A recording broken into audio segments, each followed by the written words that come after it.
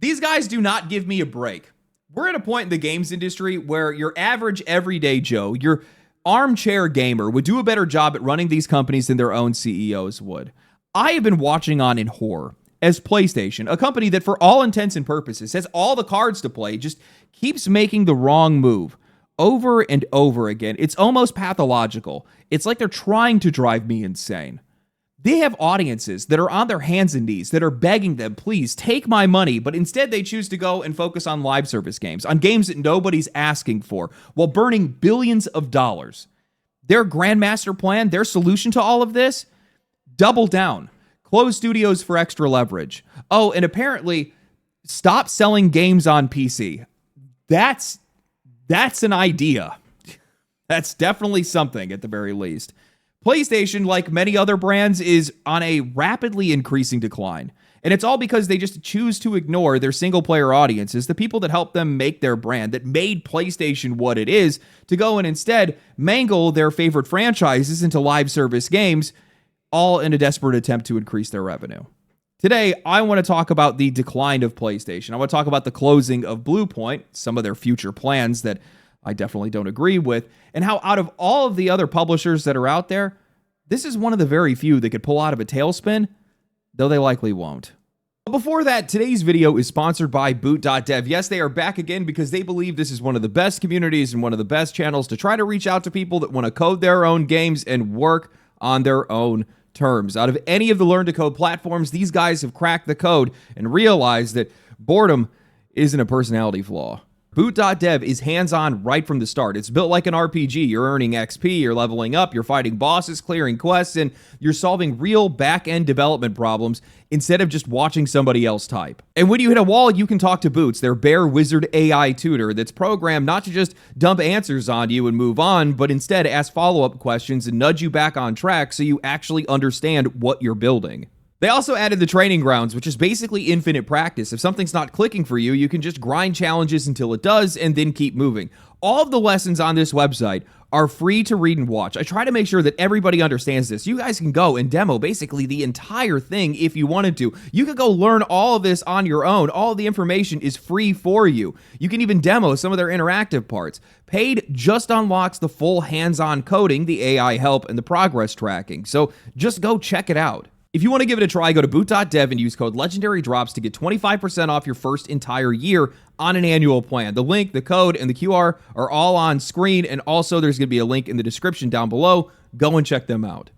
I don't really talk about PlayStation on this channel because I think to most people, they look fine. PlayStation is still the most dominant premium console. It's outselling the Xbox by a ridiculous margin, something like 3-1 or something like that. At this point, revenue-wise, it almost doesn't even matter whether it's first party or third party because in the console space, the money is still coming to them either way. Their single-player games still usually find financial success even when there's controversy or skepticism. I mean, even for all of the ranting over Ghost of Yotai, I personally wasn't a fan of the game, but it still ended up turning a profit, and it even kept pace with Ghost of Tsushima, or at least that's what they say. So I think that PlayStation just hasn't really come up much in the conversation around failing publishers because the brand has been so dominant for so long that I think a lot of people treat them like they're untouchable. But the more that I think about it, the more I start to wonder if the reason why people haven't really noticed PlayStation's decline is because, one, the reputation is covered for them, and two, because everybody else's failures have been so loud and so much more public. But consistently and almost pathologically, PlayStation has been declining too.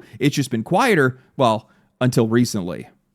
PlayStation CEO Herman Hull sent an email to employees listing their recent successes. Ghost of Yotai and Death Stranding on the single-player side, with Helldivers 2 and MLB The Show held up as their live service wins for engagement and revenue, celebrating the company's successes before sliding in the dagger. At the same time, we are operating in an increasingly challenging industry environment. Rising development costs, slowed industry growth, changing player behavior, and broader economic headwinds are making it harder to build games sustainably. To navigate this reality, we need to continue adapting and evolving. We have taken a closer look at our business to ensure that we're delivering today while still well-positioned for the future. As a result, we'll be closing Bluepoint Games in March.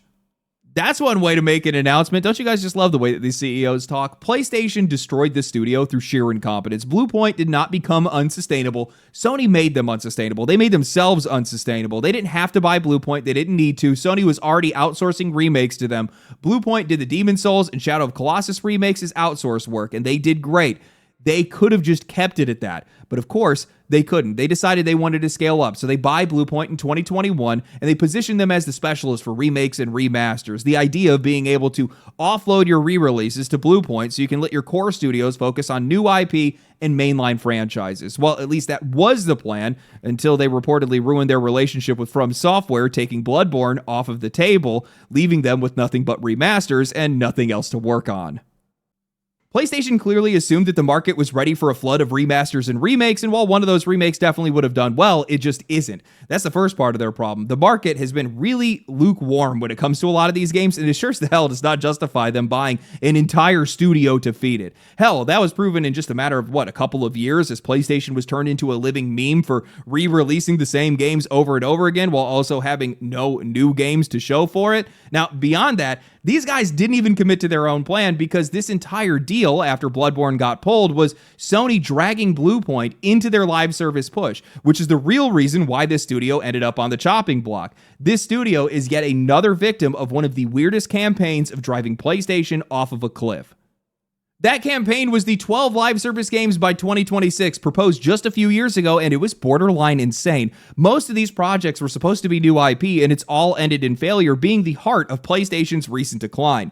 They released Concord, which became one of the most high-profile media failures in history, a huge, expensive game that only sold around 25,000 copies, got shut down in its first week, and took the studio down with it, later becoming the symbol for failed games in the future. Hell, it even has its own genre now. After that, everything started getting pulled off the table. Bluepoint's God of War live service game, Naughty Dog's Last of Us Online, Insomniac's Spider-Man Online, Twisted Metal, plus a bunch of other unannounced games, and every one of those cancellations was just turning into more money wasted. All we're left with now is the Horizon MMO with NCSoft, Helldivers 2, Horizon Hunters Gathering, Fair Games, and Marathon. Marathon, we don't really know what's going to happen with that game. It looks like after the initial backlash, Bungie really locked in. Jury's out on whether or not that game lands or not. Horizon MMO, that's not even worth talking about. Fair Games is trying to do the whole billionaires are stealing everything from us messaging in a live service game with microtransactions, so I'm sure that one's going to work out. Hunter's Gathering doesn't look awful mechanically, but the cast looks like it was designed by HR. Yet another one of these hero-based games with no aspirational characters. Though I do appreciate their penchant for realism with old sugar legs, it is pretty accurate to have a 400-pound woman lose a leg to diabetes.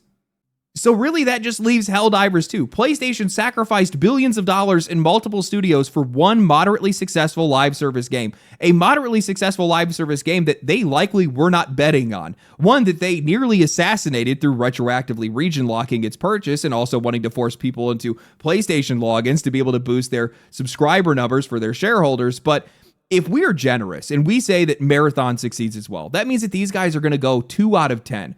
At a low average, especially considering PlayStation spending habits of $200 million plus per game, that means that these guys have likely lost anywhere between $1 and $2 billion. And in that time that they've gone 2 and 10, they've only released 3 first-party single-player games: Spider-Man 2, Astrobot, and Ghost of Yotai. The publisher that is most known for high-quality cinematic single-player games released 3 of them while developing a wave of live service failures. So when Herman Hulst wants to talk about rising costs and industry headwinds, I'm sorry, no. This is self-flagellation, and they are showing signs of severe concussion. Sony bought a studio that was skilled for a very specific job, shoved them into a strategy that players have been screaming that they don't want to have anything to do with, and then they closed that studio when that strategy collapsed. And somehow, this isn't even the worst of it. The thing that I don't understand is, how do you get 12 live service games greenlit to release over 3 years? You are directly competing with yourself. You are cannibalizing your own games. Anytime a live service game comes out, it's not like a brand new audience just appears from nowhere. No, these guys are drawing from the same bucket. Sometimes they're drawing from each other's buckets. It's a lot like oxygen in a space station. The more people that you add to it, the less oxygen there is for everybody else, including yourself. Now, I understand why a lot of these guys are chasing live service. I've looked into enough of these games to realize why they want it so badly, and it's all because microtransactions are pure profit. Simple as that. If I get a game that gets 20 million players and I put a skin in there that's $20 and 5 million players buy it, that's $100 million on a microtransaction that I could hit monthly, multiple times with multiple different transactions. I could be making hundreds of millions of dollars, if not even billions of dollars yearly off of this game. And it makes single player games look pointless to make. That's the reason why these guys have almost entirely just ignored single player games and have just been making live service games. But they're being deceived. The math doesn't math. This is all short term. I have a weird conspiracy, and there's probably going to be some people that are going to disagree with me on this. I feel like we are going to hit an apex, a climax of live service, where essentially it's just going to make it where it's just entirely unsustainable to even make any more of these games. They're all just going to have to give up on it. And the reason why is because Marathon directly competes with Helldivers, with Arc Raiders, with Battlefield and Call of Duty, with every other live service game. That not only impacts how much money you can make because it's limiting your audience, but that limited audience also directly impacts the player experience. So we get longer matchmaking. We also get worse matchmaking because we're constantly playing with a lot of the same players, which ultimately destroys the player experience and then drives us away from those games. So either that's going to make it where players are just going to pool into very singular titles, or they're just not going to engage with a lot of those games regularly. Either way, these guys are essentially strangling the golden goose because they can't help themselves. The worst part is, the thing that probably pisses me off the most, is that they're not backing off. If anything, they're doubling down. They're being told by the rest of the industry, they're being told by executives, they're being told by analysts, they're being told by their shareholders that this is the rational thing for them to do. It's the only way for them to be able to survive. They're being told by the same people that only see the games industry in revenue and engagement. And the solution that these guys have come to after all of this is getting rid of multi-platform releases. Honestly, I think the most damning part of this entire mess that PlayStation has walked themselves into is that they built their entire empire on single-player games and then almost abandoned that identity entirely to go and chase a trend. Now, I'm not saying that you can't make a live service game. I'm saying that if I'm Nike, I don't stop making shoes to go make t-shirts, and if I'm Starbucks, I don't stop making coffee to go make tea. But that's basically what these guys have done. PlayStation is synonymous with single-player games. That's the brand. That's the expectation. That's the reputation that started with the PlayStation 1 with Gran Turismo and Twisted Metal, Crash, Spyro, Legend of Dragoon, Wild Arms. PlayStation 2 doubled down on that with Jak and Daxter, Ratchet & Clank, God of War. PlayStation 3 tried out some different stuff. They did Resistance and Killzone, great games in their own right that were overshadowed by Halo and Call of Duty, but they still had hits because they had Uncharted and The Last of Us. PlayStation 2 was the return of God of War plus Spider-Man and Horizon. That's the through line. That audience is the audience that they cultivated over decades. Walking away from that or even sidelining it is just identity erosion. So with that, I've been scratching my head trying to figure out why they would think this is the move, why they would think that this is a safe investment, especially when it's such a departure from what they are known for. And then I came across this tweet from a former Square Enix Holdings director of business development. Square Enix Holdings is basically the investor side of the company, capital, long-term vision, all that kind of stuff, completely isolated from the developers and players, and he's out here defending this exact pivot that PlayStation has made, citing industry analysts, industry financial analysts, and it's actually kind of insane how stereotypical these people are. Sony executives pivoted to live service because single player couldn't drive revenue. Look at Spider-Man 2 costs and performance and see the interview with Matthew Ball and Christopher Dring from today. Don't get mad at Sony for doing the rational thing and placing bets on the more profitable potential output. If you know that single player games are losers, you're better off attempting the live service route, even if 9 out of 10 don't make it. This is just rational business decision making. Oh my God, this guy's an idiot. On his way out, detaching from reality, he responded to a few comments, doubling down on his position. JorRaptor saying that PlayStation single-player games are huge and that they are letting a soccer team play basketball and it's clearly not working instead of just going to live service studios. Navik responded, "The problem is these single-player games are just not the revenue drivers they need. Most of them just subsidize their Fortnite revenue." He responded to another player listing failures and closures with, "All huge bets, all huge losses, yet single-player business basically seems to subsidize Fortnite, and they still have to pay the majority of that Fortnite revenue to Epic." Another commenter said that his view of things were oversimplistic, and he responded, "If you know that single-player games lose money, why make single-player games?" I regret to inform you guys that these are the people that are often steering the industry. These are the guys that are sitting in roles that decide what gets funded, what gets killed, and what the future looks like. And it's all being framed around potential profit with zero thought to the brand, the reputation, or the players. And I'm going to be real with you guys. I have joked for years about these people being Fortnite-obsessed bots who do not understand how any of this stuff actually works, and I feel like I imagined this guy into existence. This is actually crazy to me. All of the comments that are pushing back on him are absolutely right. This is trying to squeeze orange juice from an apple. PlayStation is not built for live service. They don't have the teams for it. It doesn't fit their identity, and it's not what their audiences want from them. But then you get people like this who will say that losing 9 out of 10 bets is the rational business decision because single-player games isn't the revenue driver they need. The one thing a conversation like this completely ignores, and it just goes right over these guys' heads, is that we're not just talking about burning billions of dollars here. We are talking about potentially 10 to 20 million work hours, individual shifts, 40-hour weeks, stacking into something like 10,000 years of human effort, 10,000 ideas and problem solving and stress and all kinds of different things, all spent chasing something that these teams aren't even built for, instead of doing what they understand: making single-player games. This guy wants to talk about rationality and sustainability, but the only reason that single-player games look unsustainable today is because of publishers like Sony that helped make it that way. Guys like him that made it that way. This is all just circle-jerking executives that are trying to gaslight and dodge out on accountability. Through rapid overinvestment and constant expansion, almost every single major AAA company blew their studios and their budgets way past what made sense. They had to keep impressing their shareholders. They had to show not only could they grow their revenue, but they could also grow their studios and their ambitions. And in that process, they warped the cost of making single-player games to something that is completely out of proportion. Now, I'm going to give you guys an example. I'm going to use the same example that this guy tried to use, except for I'm going to talk about Spider-Man 1, because Spider-Man 1 in 2018 was estimated around $100 million to develop, with another $150 million in marketing. Spider-Man 2, only 5 years later, a game that reuses a ton of assets from the first game, the same city, a lot of the same characters, a lot of the same core tech, reportedly cost about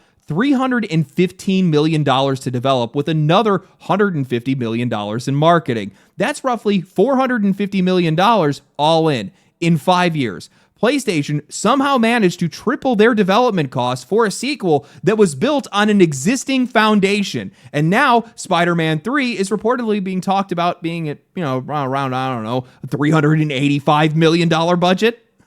We are actually living in a clown world. The only reason that these companies need live service games is because they are the ones who, through brain dead management and poor budgeting, made it nearly impossible to profit off of their own single player games. If you keep raising the floor, eventually you're going to get crushed by the ceiling. Now, as further proof of how moronic the management is at a lot of these companies, we now have rumors from everybody's favorite video game insider, Jason Schreier, saying that it's not speculation. Sony doesn't plan to release the Wolverine game on PC, that PC ports haven't made much money, and that they're going to scale back on multi-platform releases. I swear it's like these guys have no idea how to run their own businesses. PC ports aren't making enough money? Maybe that's because you guys sit on them for an entire year before letting them touch PC. They wait until the hype is dead, the story is spoiled, and everybody has already moved on to something else. The only people that are going to be left are the people that wanted the game so badly that they are willing to wait forever anyway. And I'm sorry, but PlayStation, you're not dropping games like that anymore. If you did, day and date on PC, like you did with Helldivers, you would see the same success with nearly every game that you guys put out. You already saw that, you know what it looks like, but you guys choose to ignore it. Now, I've already seen some analysts try to jump in and say that single-player numbers are down, live service is the only answer, and I'm not going to deny that there's data that's showing that single-player games have gradually shrinking player bases. Spider-Man 2 is the perfect example of that. It's also how that game ended up even worse than it was, because it sold about half of what Spider-Man 1 did, and they spent triple the budget to make it. But this has way more to do with the quality of modern single-player games circling the drain than it does some inherent single-player bad live service good rule that these guys are trying to bake into the market. I mean, 90% of these games are just cinematic movies masquerading as video games with almost no mechanical depth or actual fun. But even then, why are these guys trying to compete with live service games at all? Why are you trying to compare a 20 to 40 hour contained experience to something that is literally designed to be a lifestyle? These are different products with different purposes. Single player games are supposed to be finished products that people buy, play, love, and move on from. Multiplayer games are built to chase time, not just sales. The second that you start judging single-player games through the same lens as Fortnite, or worse, budgeting and projecting those games to compete with their revenue, you've already decided it's a failure. Maybe it's crazy for me to say, but I do not think that the games industry should have ever expanded. It didn't need to. It wasn't required to. The only reason that it did is because that is the expectation for publicly traded companies. That's what you have to do. You have a fiduciary responsibility to show that you are using their money, you are investing their money to grow the business and also to grow revenue. That's really all this comes down to. A single player game, no matter how big it is, shouldn't require hundreds of developers or hundreds of millions of dollars to make. If you were going to make that game, that's fine. Just don't expect to make a profit. And if you do, expect it to be relatively modest.